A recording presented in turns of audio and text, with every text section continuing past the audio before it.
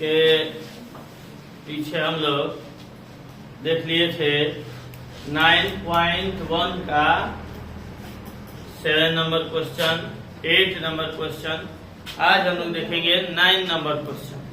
पढ़ते हैं, सब लोग बुक ले लीजिए और अपने अपने बुक में मिलाइए, ठीक है। दिया है एक मीनार के पाद बिंदु से एक भवन के शिखर का उन्नयन कोण। ध्यान देना है सवाल में, एक मीनार के पाद बिंदु से भवन, एकरा मतलब कि एगो मीनार भी है और एक भवन भी है। बात समझिए, दो बिल्डिंग है इसमें, मीनार दिया है और एक भवन दिया है, ठीक है। सुनते हैं, माने एक मीनार है और एक भवन है। एक के नीचे से, तल से, पाद बिंदु से देख रहे हैं मीनार को और मीनार के तल से देख रहे हैं भवन को। और ये इसमें लिखा है एक मीनार के पाद बिंदु से एक भवन के शिखर का उन्नयन कोण 30 डिग्री और भवन के पाद बिंदु से मीनार के शिखर का उन्नयन कोण 60 डिग्री है। ध्यान दीजिएगा, ये जमीन है, ये जमीन है, इसमें मीनार भी है और भवन भी है। मीनार भी है और भवन भी है। अब मीनार को ए बी मान लेते हैं, भवन को सीडी मान लेते हैं। तुम लोग दिमाग लगाओ, सर भवन छोटा बना दिए, मीनार बड़ा बना दिए, किताब में तो लिखा नहीं है, लेकिन बताते हैं कैसे पता चला कि भवन छोटा बनाना है और मीनार बड़ा बनाना है। इस पाठ में यही करना है आपको कि बार बार सवाल पढ़ना है, मीनिंग निकाल के चित्र एक बनाना है उसके अनुसार। मीनार बोला था, भवन बोला है। मीनार के तल से भवन के को देख रहे हैं तो उन्नयन कोण 30 डिग्री। मीनार के तल से भवन के शिखर को देख रहे हैं तो उन्नयन कोण 30 डिग्री बन रहा है। आप भवन के पाद बिंदु से मीनार के शिखर को देख रहे हैं तो उन्नयन कोण आपका 60 डिग्री बन रहा है। भवन के तल से देखना है मीनार को तो 60 डिग्री का कोण बन रहा है, और मीनार के तल से देखना है भवन को तो कोण बन रहा है 30 डिग्री। भवन को देख रहे थे 30 का कोण बन रहा है, का मतलब भवन छोटा है। मीनार को देख रहे थे 60 का कोण बन रहा है, मतलब मीनार बड़ा है, ठीक है। अब देखते हैं इसमें और कुछ दिया है क्या। इसमें दिया है यदि मीनार 50 मीटर ऊंची है तो भवन की ऊंचाई बताइए। यानी कि मीनार की ऊंचाई दिया है 50 मीटर, ठीक है।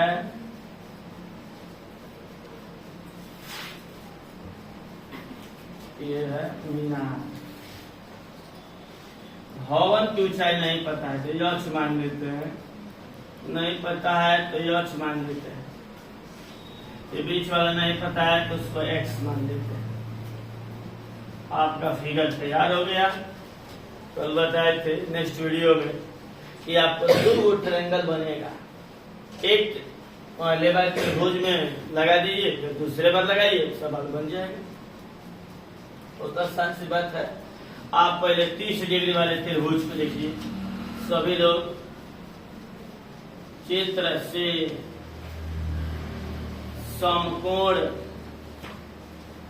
समकोण त्रिभुज, पहले छोटे वाले को देखिए, 60 वाले को भूलिए, 60 वाले को भूल जाइए।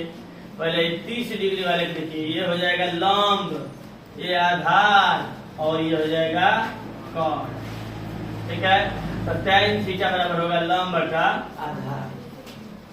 समकोण त्रिभुज, पहले इसका नाम क्या है, BCD, BCD में, ठीक है। हो जाएगा tan 30 डिग्री बराबर tan थीटा बराबर लंब बटा आधार h बटा x। tan 30 का मान हो जाएगा 1/√3 इक्वल टू एच बटा एक्स। ये इधर गुणा कर देगा एक्स और √3 में जाकर गुणा कर देगा तो √3h। आपके पास एक मिल गया डाटा, इसको इक्वेशन मान लीजिए। सवाल बनाना इसमें बहुत मुश्किल नहीं, चित्र बनाना है, ध्यान से किस ट्रायंगल की बात करें उसमें देखना है, उसके हिसाब से कार्य कर देना। तो ये कितना आसान रहा है। इसमें देखे tan थीटा बराबर लंब बटा आधार, tan का मान भर के बदल दिया आगे। अब दूसरा भी त्रिभुज देख लीजिए, अब 60 वाले को भी देख लिया जाए।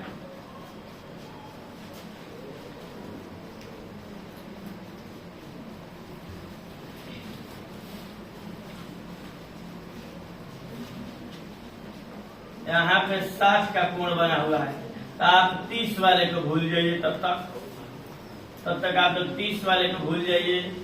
फिर देखते हैं इसका नाम क्या है, पुनः समकोण त्रिभुज। इसका नाम क्या होगा, CBA या ABC। ABC में tan 60 हो जाएगा लंब बटा आधार, लंब हो जाएंगे 50, आधार है x। 60 का मान होता है √3 और 50 और x का मान है √3h। देख लीजिए 60 का मान √3, 50 लंब बटा आधार है 50 बटा x, 50 रहने दिए, x की जगह पर √3h रख देना है। मैंने एक में से जो मान निकला होगा दूसरा में इसका यूज कर लेना है, रख दिए। ये √3 इसमें आके गुणा करेगा तो 3 √3 3h इक्वल टू 50। 3 जाकर भाग देगा h इक्वल टू 50 भागे 3, h इक्वल टू भाग दे दीजिए 16 38 16.67 मीटर। यह हो गई भवन की हाइट। ठीक है, लिख लेंगे अतः भवन की ऊंचाई 16.67 मीटर है या होगी। यह आपका आंसर है, यह आप लोग का आंसर। ठीक है, अब इस फिगर को समझने के लिए मिटाए थे, आपको मिटाना नहीं है। हो गया, बताइए कौन भारी सवाल है ये। ट्रायंगल बनाए, बनाने के बाद छोटे वाला में tan लगा दिए, बड़े वाले में tan लगा दिए, यूज कर दिए, बन गया। एक भी 2 मिनट नहीं लगेगा बनाने में, बस फिगर पे ध्यान से आप लोग को ध्यान से बनाना है और बन गया। ठीक है, इसको कर लो।